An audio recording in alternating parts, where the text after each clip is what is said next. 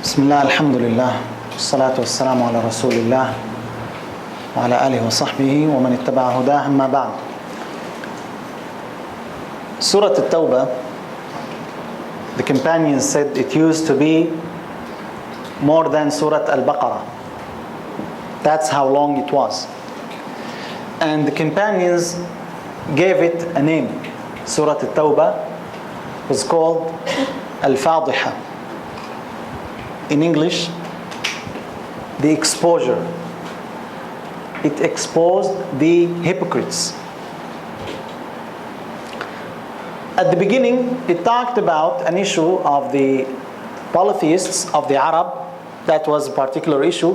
But then the entire surah was dealing with the hypocrites. And the incident that exposed them was the Battle of Tabuk.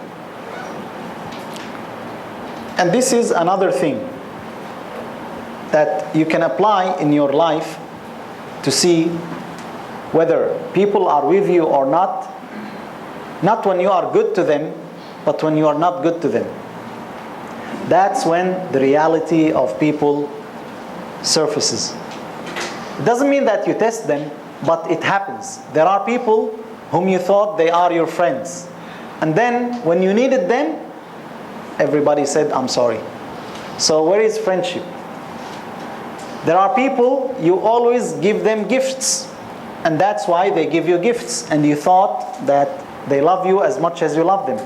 But then suddenly you stopped and they stopped as well.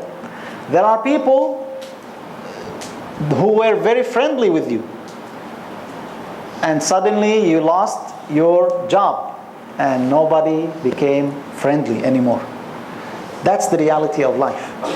But there are people who don't change. That's why the Prophet ﷺ said, people are like minerals. See the minerals that we can extract from the earth? Some of them, they melt and they are gone. But the gold, it needs to be smelted. So all the other materials, all the other insignificant materials will go away and the gold will remain pure. So that's actually one of the beautiful ahadith of the Prophet ﷺ. So the hypocrites were exposed because of the difficulty of the matter.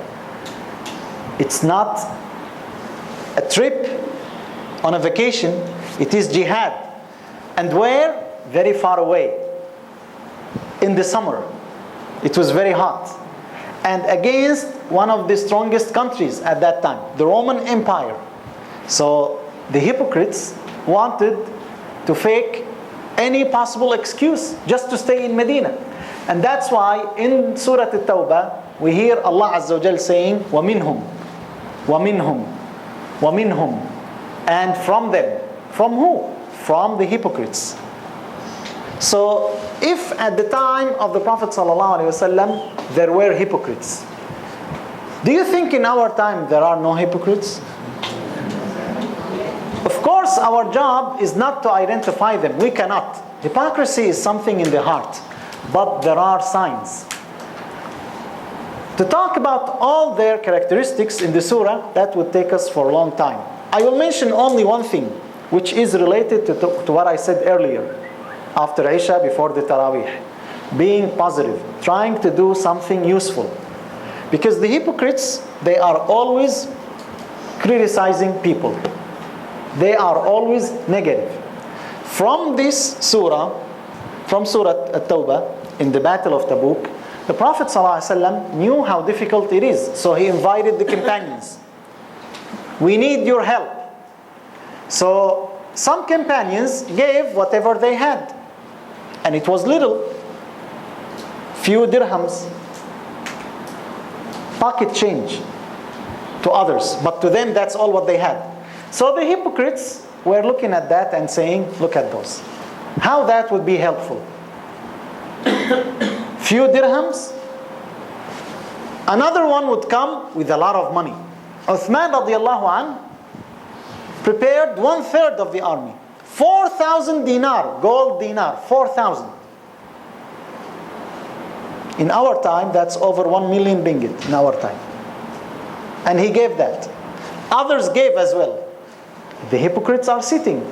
And they said, look at that, he's showing off. He just wants to be known. So the one who paid little, you didn't like him. The one who paid a lot, you didn't like that as well. What is the solution? No. They are always criticizing. Criticism is useful. There are companies actually pay you money. Please, we want your feedback.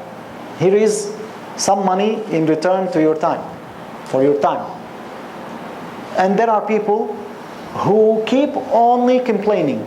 This is not right, this is not right. Whenever you take an initiative, whenever you try to do something, they criticize. Okay, so what is the solution? No solution. That is the quality of the hypocrites. We learned that from the surah. الَّذِينَ يَلْمِزُونَ الْمُطَّوِّعِينَ مِنَ الْمُؤْمِنِينَ فِي الصَّدَقَاتِ. That's how Allah Azza wa Jal described them. Those who criticize, the ones who give in charity. وَالَّذِينَ لَا يَجِدُونَ إِلَّا جُهْدَهُمْ. And those who don't find anything to give, they just try their best. فَيَسْخَرُونَ مِنْهُمْ. So what do the hypocrites do? They make fun of them. سَخِرَ اللَّهُ مِنْهُمْ. Allah will make fun of them. So this is very important, because in our time it happens actually. Some people, whenever you try to do something, no, that's not good. Okay, let's do some, no, that's not good. Please come, show us. I don't know. So if you don't know, why you are just criticizing? The government is bad. Okay. The elected members are bad. Okay. The public, they are bad also. So who's good? Just you? Only you? So instead of just complaining, just criticizing, yes, we know, we are aware there are many things, many areas where we could improve. But what can we do positively? How can we change? This is very important. Again, the surah is beautiful. It talks, it exposed them. And we'll continue, inshallah, tomorrow night, still with the surah, with another story. Jazakumullahu khairan. Sallallahu alaihi wasallam ala Muhammad wa sahbihi ajma'in. Tonight's question about one of the companions of the Prophet sallallahu alaihi wasallam, who at the time of Umar radiyallahu anhu, Umar was the Khalifa, yet he came to him and he kissed him on the forehead. He kissed him and he said, it is a duty upon every Muslim to come and kiss him on the forehead. There is a story for that. Because this companion, he was captured in one of the battles and he was about to be killed and he cried. So when he cried, they thought that he is fearing death. So they asked him, why you're crying? You are a Muslim and you believe that when you die you are facing Allah, so it should be good. He said, I'm crying because I only have one soul to sacrifice for the sake of Allah. So they couldn't believe that. And the king himself, when he heard that, he said, bring him to me. He was brought to him and he told him, how about you prostrate yourself to me? How about, and he tried. One time threatening him, another time trying to bribe him, it didn't move him. At the end, the only thing he could take, he told him, how about you kiss my forehead? He said, I can do that on the condition you release the Muslim captives. And the king agreed.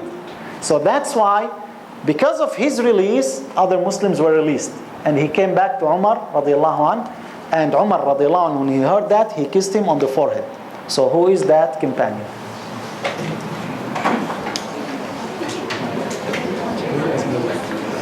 Maybe now, because I explained a lot, maybe you can ask my wife. Maybe. Jazakumullah khair.